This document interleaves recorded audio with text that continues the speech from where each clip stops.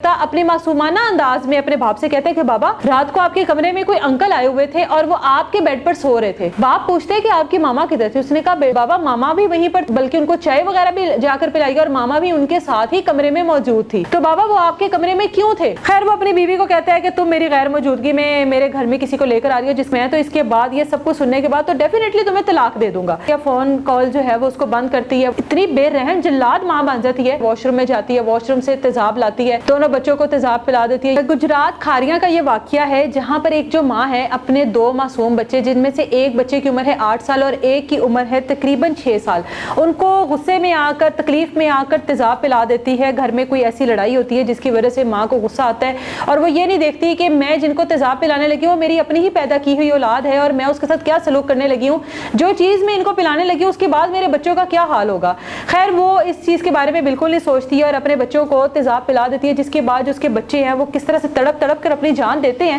وہ آپ کو آگے چل کر بتاتی ہوں۔ لیکن یہ وقوع ہوا کیسے ہے پہلے میں آپ کو وہ بتاتی چلوں کہ گجرات کی تحصیل ہے کھاریاں، جہاں پہ 3 بھائی رہتے ہیں۔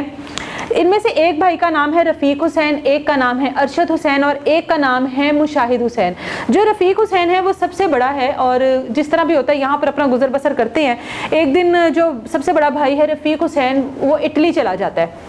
1.5 سال لگاتا ہے وہاں پر۔ جس طرح سے عموماً ہم لوگوں کی پاکستانی فیملیز یا جتنی بھی فیملیز ہیں، کوئی بھی آپ دیکھ لیں، ایک گھر کا فرد باہر جاتا ہے اس کی یہی کوشش ہوتی ہے کہ میں باقی اپنے بھائیوں کے بارے میں بھی سوچوں تاکہ باقی بھی جو بھائی ہیں وہ بھی سیٹل ہو جائے۔ تینوں بھائی جو ہیں وہ شادی شدہ ہیں اور تینوں بھائی کے جو ہے الگ الگ گھر ہیں، تینوں بھائی جوائنٹ فیملی میں نہیں رہتے۔ اب جو رفیق ہے وہ 1.5 سال گزر جانے کے بعد اپنے بھائی مشاہد کو بھی اٹلی بلا لیتا ہے۔ اب مشاہد بھی اٹلی چلا گیا، پیچھے ایک بھائی رہ گیا جس کا نام ہے ارشد حسین۔ ارشد حسین کی یہاں پر یہ ڈیوٹی ہے کہ اس نے اپنی تینوں بھابھیوں کا اور جو ان کے بچے ہیں، مطلب ایک اپنی بیوی کا خیال رکھنا ہے، جو باقی کی 2 بھابھی ہیں ان کا خیال رکھنا ہے، ان کے بچوں کا خیال رکھنا ہے، گھر میں کسی قسم کی ضرورت ہو، کوئی چیز منگوانی ہو، اس کی یہاں پر یہ ذمہ داری ہے۔ اور جو باقی دونوں بھائی اٹلی میں مقیم ہیں وہ وہاں سے پیسے وغیرہ بھیجتے ہیں، جس طرح سے ہوتا ہے اور یہاں کا سرکل چلتا ہے۔ اب جو مشاہد ہے اس کی بیوی ہے سدرا اور اس کے 2 بیٹے ہیں، جن میں سے ایک کا نام ہے ساحل، اس کی عمر ہے 8 سال اور ایک کا نام ہے آہل جس کی عمر ہے 6 سال۔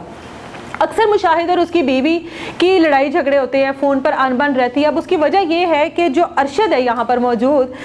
وہ اپنی بھابھی سدرا کو کہتا ہے کہ تم نے کوئی چیز لینی ہوتی ہے تو مجھے بتا دیا کرو، آپ جو ہے ایک چیز لینے کے لیے جاتی ہو گھنٹوں گھنٹوں غائب رہتی ہو، مجھے بتایا کرو۔ یہ باتیں ظاہر ہے وہ اپنے بھائی کو بھی بتاتا ہے، مشاہد کو بھی، کہ بھابھی جو ہے سدرا جو ہے وہ اکثر کوئی چیز لینے جاتی ہے تو گھنٹوں جو ہے وہ باہر رہتی ہے، ہمیں نہیں پتا ہوتا کہ وہ کہاں پر ہے اور بچے اس کے گھر پر ہوتے ہیں، تیار وغیرہ ہو کر جاتی ہے، فون کالز پر بہت لمبی لمبی باتیں کرتی ہے، ہمیں نہیں پتا کہ یہ کیا معاملہ ہے، تو اس معاملے کی تم انکوائری کرو یا پتہ لگاؤ یا ان کو کہو کہ جو بھی چیز چاہیے وہ مجھے بتایا کرے، میں یہاں پر اسی لیے موجود ہوں تاکہ ان لوگوں کا خیال رکھ سکوں۔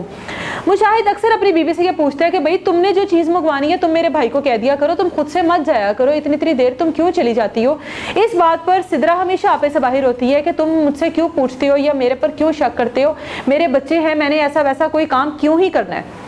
خیر انبن ہوتی رہتی ہے، یہ معاملہ جو ہے چلتے رہتے ہیں۔ جس طرح سے بیرون ملک رہنے والے ہمارے جو پاکستانی ہیں 1.5 سال بعد آتے ہیں چھٹی پر، 1-2 مہینے یہاں پہ اسپینڈ کرتے ہیں اور اس کے بعد پھر سے چلے جاتے ہیں۔ نہیں پتا ہوتا کہ ان کے پیچھے کیا معاملہ چل رہے ہیں، نہیں پتا ہوتا کہ ان کے گھر والے کس طرح سے زندگی گزار رہے ہیں، کیا عیاشی کر رہے ہیں، کیا برا ٹائم فیس کر رہے ہیں، ان کو نہیں پتا ہوتا، نہ ہی وہ اتنا انوالو ہوتے ہیں۔ لے جی جو سدرا ہے اس کے ساتھ آخری جو کال پر اس کے شوہر کی بات ہوتی ہے، جس کے بعد یہ سارا وقوع ہوا وہ اسی بات پر ہوا کہ وہ کہتا ہے کہ تم میرے بھائی سے ہر چیز منگوا لیا کرو، خود سے باہر مت جایا کرو۔ جس پر جو سدرا ہے وہ کہتا ہے اگر تم باز نہ آئی تو میں تمہیں طلاق دے دوں گا۔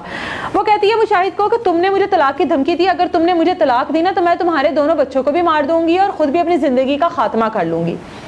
خیر یہ بات ختم نہیں ہوئی، یہاں پر آپس میں دونوں کی انبن رہتی ہے۔ فون پر وہ اس کو کہتا ہے کہ تم میرے نا بیٹے سے بات کروا دو میری، اس معاملے کو ہم رفع دفع کرتے ہیں، تم میری بات میرے بیٹے سے کرواؤ۔ بیٹے سے بات کرتے ہیں، جو بڑا بیٹا ہے جس کی عمر تقریباً 8 سال ہے، بیٹے سے بات کرتا ہے بیٹا کیسے ہو۔ بیٹا جس طرح لاڈ میں اپنے باپ کو کہتا ہے کہ بابا مجھے یہ چیز لا کر دینا، ماما مجھے یہ نہیں لے کر دیتی، ماما مجھے ڈانٹتی ہیں، یہ وہ۔ باپ بیٹے سے 1-2 باتوں کے بعد پوچھتے ہیں کہ گھر کے کیا حالات ہے بیٹا، گھر میں سب ٹھیک ٹھاک ہے؟ تو وہ بیٹا جو ہے 8 سال جو شاید اتنی زیادہ عقل اور شعور نہیں رکھتا، اپنی معصومانہ انداز میں اپنے باپ سے کہتے ہیں کہ بابا رات کو آپ کے کمرے میں کوئی انکل آئے ہوئے تھے اور وہ آپ کے بیڈ پر سو رہے تھے۔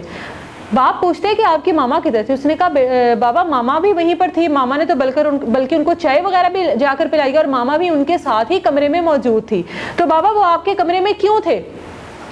اب اس بات پر جو مشاہد ہے وہ ظاہر ہے پریشان بھی ہوتا ہے, تشویش میں بھی چلا جاتا ہے کہ میری غیر موجودگی میں کون گھر میں آ رہا ہے, جبکہ اس کا بھائی جو ہے یہاں پر ارشد وہ بارہ بار اس کو کہہ چکا کہ تمہارے گھر کے جو معاملات ہیں وہ ٹھیک نہیں چل رہے ہیں, اپنے گھر کے اوپر ذرا نظر ثانی کرو, ذرا پتہ رکھا کرو, چیک اینڈ بیلنس رکھا کرو. خیر وہ اپنی بیوی کو کہتا ہے کہ تم میری غیر موجودگی میں میرے گھر میں کسی کو لے کر آ رہی ہو جس کا اثر میرے بچوں کے اوپر پڑ رہا ہے, میرے بچوں نے مجھے یہ بتایا, تو ایک 8 سال کا بچہ مجھ سے جھوٹ نہیں بول سکتا, تو میں تو اس کے بعد یہ سب کچھ سننے کے بعد تو ڈیفینیٹلی تمہیں طلاق دے دوں گا. وہ خیر دھمکی دیتی ہے, اور نہ صرف دھمکی دیتی ہے بلکہ کر گزرتی ہے, فون کال جو ہے وہ اس کو بند کرتی ہے, واش روم میں جاتی ہے, واش روم سے تیزاب لاتی ہے, دونوں بچوں کو تیزاب پلا دیتی ہے. یہ نہیں دیکھتی ایک ماں کا دل کتنا کمزور ہوتا ہے, بچے کو کانٹا بھی چبھ جائے تو ماں تڑپ کر رہ جاتی ہے. وہ اپنے بچوں کو تیزاب پلاتی ہے, بچوں ظاہر ہے وہ جو پلایا اس نے وہ کس طرح سے بچوں نے اس کو برداشت کیا ہوگا وہ تو بیان ہی نہیں کیا جا سکتا. اس کے بعد بچوں کے منہ سے جھاگ نکلنے لگتی ہے, تو وہ اتنی بے رحم جلاد ماں بن جاتی ہے, بچوں کے منہ پر کپڑا باندھ دیتی ہے. اس کے بعد جو ارشد ہے وہ ان کے گھر میں آتے دیکھتا ہے کہ بچے کس حالت میں تکلیف میں ہے, کیونکہ ارشد کو اس کا بھائی فون کر دیتے یہ معاملہ ہوا, میرے گھر جا کر پتہ کرو کہ سب خیریت سے ہے. ارشد جو ہے وہ گھر جاتا ہے, بچوں کی یہ حالت دیکھتا ہے, تو ساتھ ہی جو سدرا ہے وہ ڈرامہ کرنے لگ جاتی ہے کہ شاید اس نے بھی پیا, لیکن ایسا کچھ ہوتا نہیں ہے. ریسکیو کیا جاتے ہیں ان کو, بچے جو ہیں وہ اتنے معصوم اور نازک ہوتے ہیں جو ان کو پلایا گیا. اس کے بعد بچے تو ہسپتال جانے سے پہلے ہی دم توڑ جاتے ہیں, اور جو سدرا وہ ڈرامہ کر رہی ہوتی ہے کبھی پاگل ہونے کا, کبھی اپنی ذہنی حالت درست نہ ہونے کا. اس کے بعد پولیس آتی ہے اور اپنی انکوائری کرتی ہے, اور اس کے بعد پتہ لگتا ہے کہ جی معاملہ ہوا کیا. تو یہ پتہ لگتا ہے کہ یہ گھر میں بچوں, اس کا شوہر بتاتا ہے سدرا کا باہر سے کال کر کے کہ ہمارے گھر میں اس طرح سے ایک غیر مرد آتا ہے جس کے ساتھ جو میری بیوی ہے وہ راتوں کو رنگ رلیاں مناتی ہے. میرے بیٹوں نے یہ بات مجھے بتائی, میں نے اس کو طلاق کی دھمکی دی, اس کے بعد اس نے یہ سب کچھ کیا. یہ کوئی پاگل نہیں ہے, یہ کوئی ذہنی مریض نہیں ہے, یہ بالکل ٹھیک ہے. اس نے میرے بچوں کا قتل کیا, اس نے میرے بچوں کی جان لی ہے. آپ لوگ اس کے خلاف انکوائری کریں. اب وہ جو لڑکی ہے سدرا وہ اس ٹائم پولیس کی حراست میں ہے, اور یہ تھا ایک عورت جب بھٹک جاتی ہے, جب اپنے راستے سے ڈسٹریکٹ ہو جاتی ہے, تو اس کے بعد وہ یہ نہیں دیکھتی ہے کہ اس کے آگے اس کی اولاد ہے, وہ یہ نہیں دیکھتی ہے کہ اس نے کتنی تکلیفوں سے ان اولاد کو پیدا کیا ہوگا, 8 سال 6 سال آخر دونوں بچوں کو پالا ہوگا. ایک شوہر جو ہے وہ بیرون ملک میں محنت کر رہا ہے, پردیس میں رہ رہا ہے, انہی کے لیے کما رہا ہے, انہی کی وجہ سے ان سے دور ہے, اور اس کے باوجود بیوی کے یہ حالات کہ اپنے شوہر کی غیر موجودگی میں یہ سب کچھ کر رہی ہے. اس وجہ سے کہا جاتا ہے کہ جو لوگ جو ہیں وہ بیرون ملک چلے جاتے ہیں وہ اپنے گھر کا چیک اینڈ بیلنس رکھا کریں. اجازت دیں مجھے, اللہ حافظ.